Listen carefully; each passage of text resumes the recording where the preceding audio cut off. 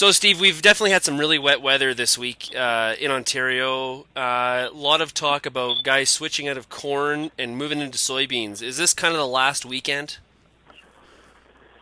Well, when you look at a lot of areas, and it depends where you are, because it ranges from 40%, say, west of London to 80% in a lot of areas on loamier ground where they had less rain north of London to about 50% planted in Quebec. And so a lot of growers, because of the price and because of what's contracted, would still like to get some corn in the ground. So most people are saying they're going to give it till probably June 5th to the 9th, somewhere in that window to plant corn, maybe not 100% of what they were going to plant, but certainly to get something in the ground if they haven't already, and to get to that 70-80% mark of what their original plans were.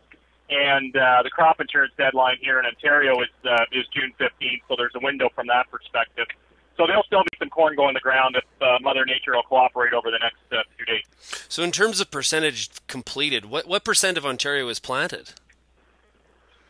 I think if you were to look at Ontario as a whole, we're probably looking at 65% would probably catch it, with that range anywhere from 0 on some of the clay counties to up to 80-90%. There's portions of Ontario and that are 90% plus. So it's that kind of range. Yeah. So in terms of I guess moving into next week, if you are going to give it a go next week with still planting corn, are there certain things that guys have to remember? Like, can we hold seeding rates where we originally had planned, or do we have to bump them up, or what are some of the other things we need to think about?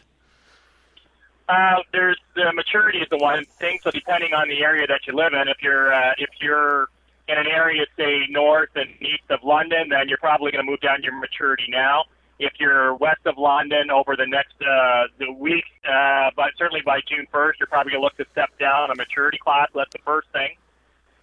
Second thing from a population perspective is if you're planning on some higher population, you're probably going to want to drop it a bit.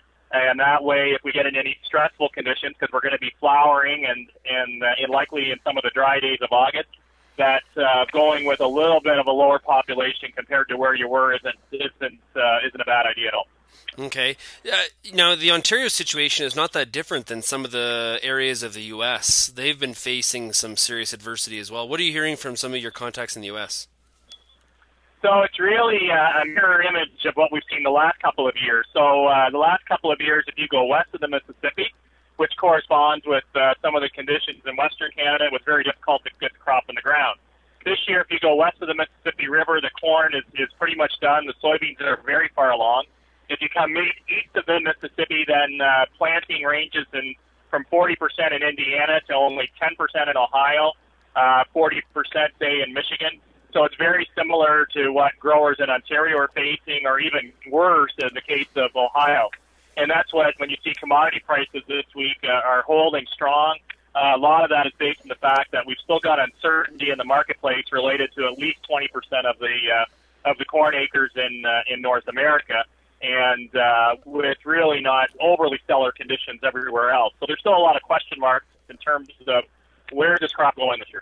How many acres of corn in the U.S. potentially will not get planted? Because wasn't the original USDA forecast for about 93 million acres? So yeah, 92 was kind of a benchmark. 92, 93 was the optimistic.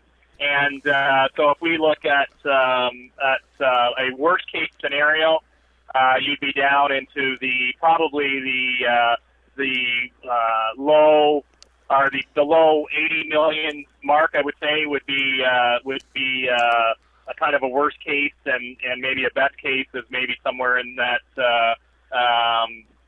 mid 80s, 86, 87. I guess you could speculate, because I think a lot of growers, particularly when you get into Indiana and some of those areas, because of the length of the growing season still to go, they're going to try and get corn in the ground if they can. So let's just jump back to Ontario really quick. If farmers are thinking about the next week or the end of next week moving to soybeans, what are some of the things they need to think about in terms of the soybean planting with these conditions? Because we would still consider this normal planting time for soybeans, no?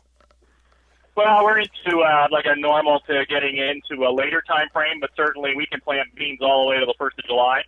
So, I think a couple of things is we knowing Mother Nature, things tend to balance out, and so we don't want to push things, even though we're looking at the calendar and the patience is running thin in terms of getting planting done.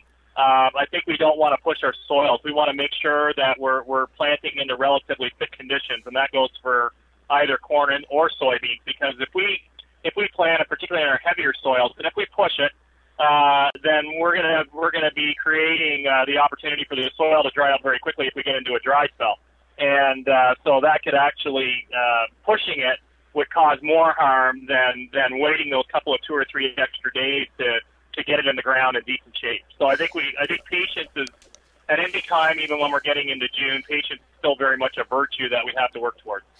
Okay, Steve, well, good luck with, I guess, are you going to do any planting on your farm this weekend, or is it way too wet?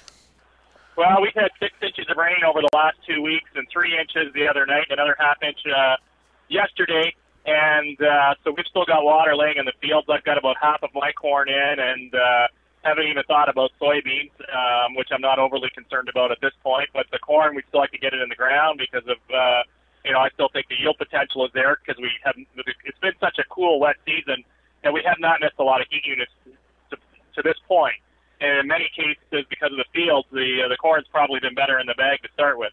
So I'm looking at if we can get some sun starting this weekend towards the end of next week, that we'll try to get some corn in the ground, and then we'll turn the gun turrets towards soybeans and get those in. Okay, Steve, well, good luck with everything, and thanks a lot for joining us today. Thank you, Sean.